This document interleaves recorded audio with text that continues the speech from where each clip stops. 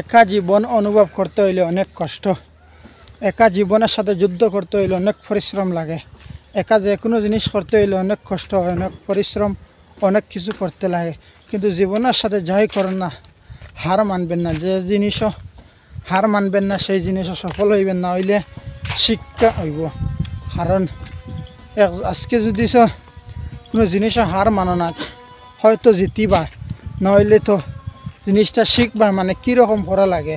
হার মানিও না, হার মানা জিনিসটা অনেক বেয়াদবি হয়ে যায়। তাই বর্তমানে কিতা হইতাম আর কিচ্ছু নাই।